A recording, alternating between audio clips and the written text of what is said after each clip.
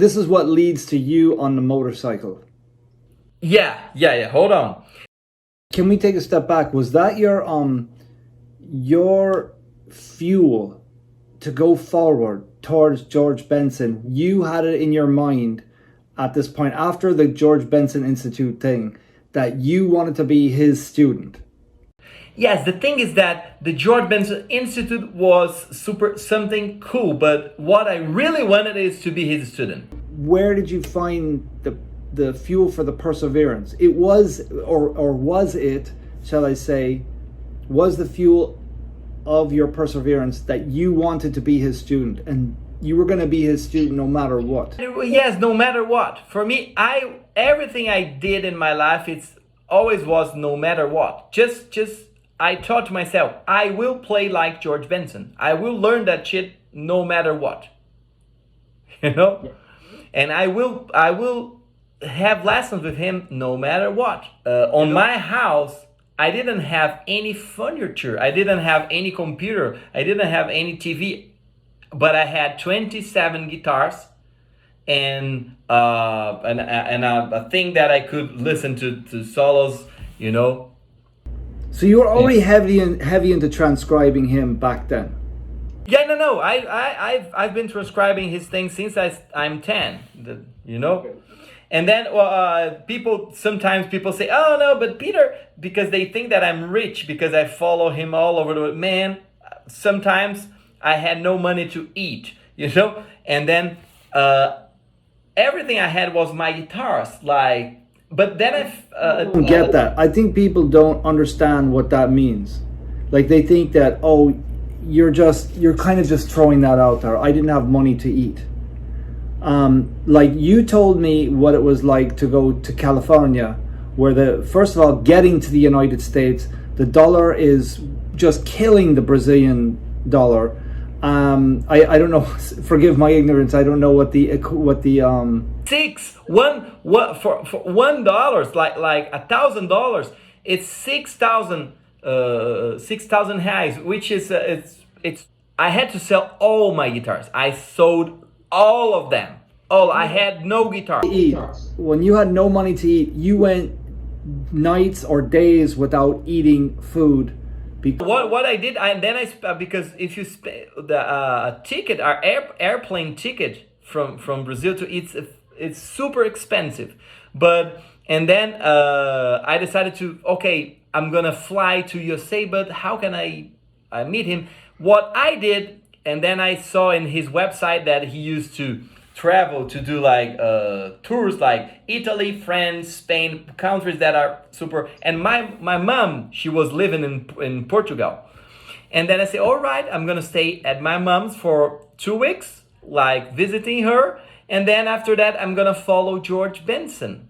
And I don't know how, and I asked my mom to help me to, hey mom, buying the airplane tickets like from one place to another, and then I had to get a bus because the airplane ticket was super expensive, and then I had to get the ferry because it was cheaper, and then I had to rent a motorcycle until the day I figured out that motorcycle was super cool because it was cheaper. And I started following the George Benson bus like with a motorcycle, and then everybody was looking and saying, man, what the hell is this guy with a motorcycle with a guitar? Say, Mr. George Benson, Mr. George, man, maybe he's gonna kill George Benson. I don't know, like the guy that killed John Lennon. But you know, the thing is that I did that so many times, and they started getting used to that, and it was fun because every time I was with in the rehearsal, because so many places in Italy, France, the concerts are open. It's not closed, so in open places. So they saw me with a motorcycle, and then Stanley Banks, the bass from George Benson, he started saying, hey Peter, from the stage, hey Peter, like this on the rehearsal. And then they started getting used until the day because they travel at night, okay, And some places they used to travel in the daytime. Okay, so when they travel at night, I just wait till the day, and then I because I didn't want to drive motorcycle like at night. However, there was a day that I did the I calculated, say, man, if I wait them because they will go from one country to the other, I won't be in time for the concert. And then I decided to, okay, I'm gonna follow the bus at night. And then I at night, like all night long. So sometimes we I was like 4 hours with a motorcycle. 4 or 5 hours with a motorcycle like that. It was not a super motorcycle, it was a shitty one, you know? And it was like super cold, and I was like, was, and this time I used to sleep in the most the cheapest place like ever. And then I had money only to to lunch. I didn't have money to the dinner because the dinner was like 15 euro or 20 40 years, but okay, but it was per day. I say, man, in 10 days I'm gonna spend between 400 euros, which is plus 6. In Brazil it would be like 4,000. I could buy another ticket to USA with this money. At any point, did you think, I'm gonna quit? I can't do this anymore. Oh, I thought so many times. But the thing is that I remember that I had a friend that he used to say that if you want to complain about something, complain, but keep doing your shit. All right. So if you want to complain, but do not stop. And it was what I did. I was like, man, I think I'm gonna quit because I have no money. I'm not sure what is gonna happen until the day that I got like I said, okay, I quit, and then I decided to come back to Brazil, and until the day that George called me, say, hey Peter, now I want to invite you to my house properly. Do you want to stay in my house for a few days? I say, really? Oh yes! And then I went to George's. Okay, so George says now you come over to his house. He wants to do this thing. This was after you putting around with the motorcycle and feeling like you wanted to quit. And I did that many times. It wasn't just one time. All right, you did it many times, and so now out of the blue, after you've gone back home, he's called you and says, "Come to the United States. Let's do it." Yes, because actually when I come back to Brazil, I call him, "Hey George, are you? How was your trip back home?" And then he called me like maybe 2 months later, you know. Okay, Something and then for 2 months you didn't hear from him. Sorry. For 2 months you did not hear from him. No, nothing. Did you think that was it? Yes, I thought that was it. So where was your your morale? Was it like high, or did you just feel like man, everything on that time, everything was terrible, because I felt like I mean, if I die, or for me, really, if I die, that I don't give a shit, because I was super sad, because although like George he had given me some tricks, he had taught me some tricks, but it wasn't like a proper lesson, And however, this day that I thought, when he invited me to go to his place, I thought it would be something, oh, okay, let's have fun. But when the first day I arrived at his place, he told me, okay, now sit down, then we're gonna play. I say, oh, Oh yeah. And then he used to say that, and then I said that, I'm like, now we are cooking, baby. He always say that, now we are cooking, baby. And then he started saying, okay, now, and then he started showing me, oh, when I play this chord, I like to play like this because the pick I do. And then I say, oh man, he's giving me lessons. And then I started asking him, but George, how about your picking and the fingering and blah, blah, blah, the harmony, the chords and the techniques? And it was like the first day. And then I thought that's all.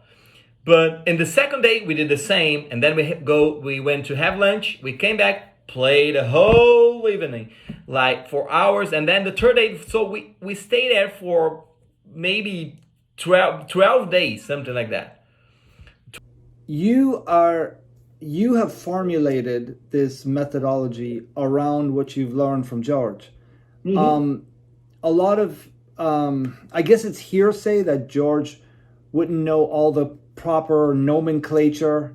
No. So when he communicated something to you, or he just showed you something, and you would probably, I'm guessing, I was recording the lesson because I knew that I would have to watch it for so many times, and then you deciphered and gave it a name, and then figured out where it was coming from. yeah, because man, I studied music. I had two great teachers that they taught me so many great things. So I owe them the possibility to decipher George, So, Right. and the thing is that George started like teaching me, and then I recorded every lesson. In this time, I had no book. I have no idea what to do. I wanted to do the GBI, but man, I didn't know what the GBI will be. So the thing is that I was having fun. Say let's.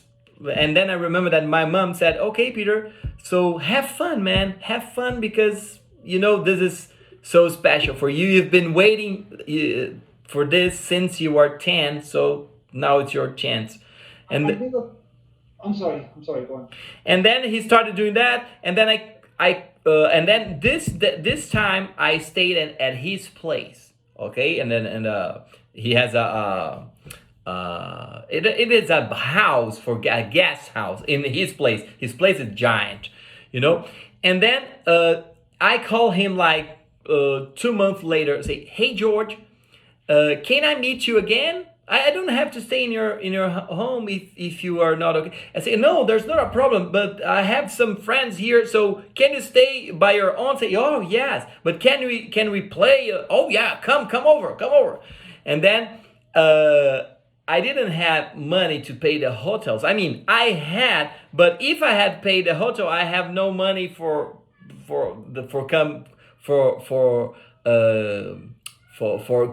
going to USA again. Okay, so I had to make some economies. So I remember that I started sleeping in my car. I rent because in USA, you have to rent a car, and so I remember that I had to go to Los Angeles. I used to rent a car in Los Angeles, and from Los Angeles, I used to drive all the way to Phoenix, 6 hours to Phoenix driving, and then I used to sleep in the car. There was a gas station that I figured that it was safe because it was open the whole night. It was okay. So I put my car there and I asked the guy, hey man, I'm so tired. Do you think it's any problem if I stay here in my car? So, oh, no, come on. No problem. I say, okay. So I was like, my back was destroyed because, yeah. So anyway, I had the money I had. I was eating like a sandwich, like McDonald's or like Wendy's, two small sandwich, and that's all. And then every time I was with George, I say, okay, because he wanted to take me to all the bars of the city, of Phoenix. And then, Peter, are you hungry? No, I'm fine, George, I'm fine. So I never let him pay a dime for myself. Never. Maybe like 1-2 times, in the beginning, never. Because I didn't want him to think that I was there to get advantage from him because. And then I used to say it, and then he told me, Peter, are you never hungry? Because I never see you eating. I said, no, I'm fine, George, because I eat too much in the hotel, like in the morning. Bullshit. But then I told him, George, I told him like this: I don't give a shit how much money you have. I don't give a shit if you are famous, if you are I love you because I love you as a person. And then he always trusts a lot. He trusts me like a lot. And he used to say that he trusts me because he says that I'm genuine. So I say what I really think. I'm not the type of person that say, oh no, I'm gonna say something because I want. No. If I say something, it is because I really think that. I think actually that's kind of what some people misunderstand about you. They're like, they might think that you're curt, like short. But I know that you don't tolerate any bullshit, and you're all about the truth. And I have a lot of respect for that. And aside from that, I think another thing that viewers might find very interesting is to take one moment to think about all of the sacrifice that it took to get the information that are in the books. Forget about typesetting them and systemizing them, which takes just hours upon hours. Because I'm bringing this up because a lot of people, as you have known, people like haters will complain about the price of the books. Mm-hmm. Now, I think that you're probably one of the few people who actually charges what the book should cost. The fact that books are devalued now is another topic altogether. But I think that what people can get from a lot of the story is that aside from when you were young, I'm talking about, let's say, if the story started from when you're on a motorcycle and having to travel, all of that travel, all of the rentals, all of the no dinners, the flights to the US, which are severely expensive for you, hiring the car, being stuck in the car, not being able to eat dinner, trying to take information from a legend who doesn't necessarily speak, university style pedagogical terms, systemize that. And another thing, English is not my mother language. Right. So your English as a second language or third language, and I'm sure he's speaking in slang, which you're probably getting your slang dictionary out to try and figure out some of the things he's saying. I think that it really should set people straight about the value that are in the books. Now, I don't want anybody to get the wrong opinion that like this whole thing is about the George Benson Method books. That's just a part of you. I think you're a very compassionate person, and I do think that that your empathy and compassion comes through not only in what you give away tons of free stuff, but also a lot of people don't know that you've done a lot of charity work behind the scenes. You've given people who don't have the opportunity to learn stuff an opportunity to learn all the things that you really sacrificed for. Every time I have so many students like buying my stuffs, or it's not mine. I say that it's mine and George's because of course I wrote this, but somehow I had to get the lessons that to organize all the lessons I had with him, and I had to create a methodology, and of course a lot of things that he never mentioned to myself, but I realized that because I was in front of him, I was seeing the way he plays at like in 10 centimeters, like in one. So I was in front of him, I was seeing that. Okay, so I saw that I saw him studying, not just playing. So I have so many recordings of him studying, and not just playing a song just like he does on backstage. I saw him studying like how to create lines, and he was hold on. So he was all the time trying new combinations and things, and then from the videos I had, I created the method, and everything I created, I started meet him from every 2 months, something like every 2 or 3 months.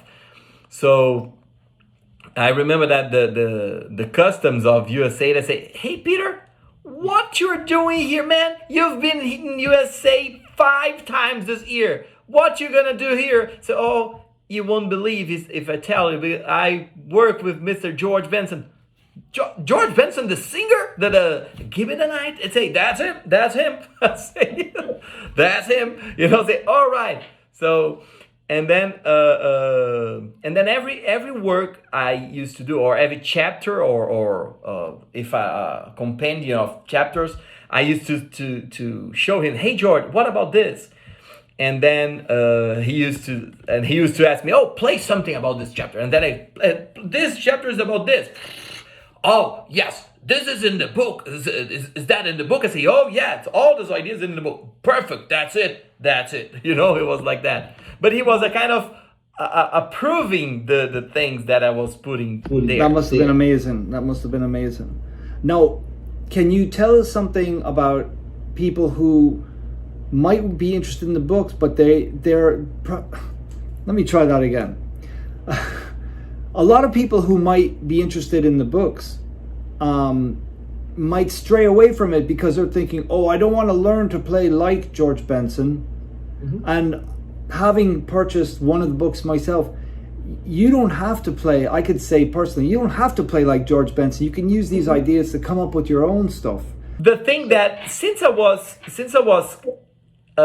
very young, I remember that I had so many friends that they wanted to play like the George Benson solos and the George Benson things, but I don't know why, but since I was a kid, I always liked to play my own solo. I never liked to play like George Benson solo. Oh, no, I want to play my own solo. I think that the improvisation, I don't know how to explain that, but I think I was born an improviser, you know, because and I never wanted to play the George solo. However, I stole from him so many small things, of course I transcribed a whole solo, but if I can count like maybe 5, I transcribed, I think, Olio, I'll drink to that. Law for Sale, and Mimosa, and whatever. I don't remember. Didn't you do I'll Drink to That, right? I Drink to That. That's it. One of them. I'll Drink to That, and the other one, I think it was like, I forgot the name of this song. Witchcraft. So I transcribed that. And some small things, but I always like to learn small parts because I like to combine the parts, you know, and do my own shit, you know. And then for people that think that the George Benson method, it's about playing breathing or playing on Broadway or playing Give Me the Night. I mean, you can play those songs with that information. However, it's not about playing the George Benson songs. George Benson is way deeper than the songs that he plays.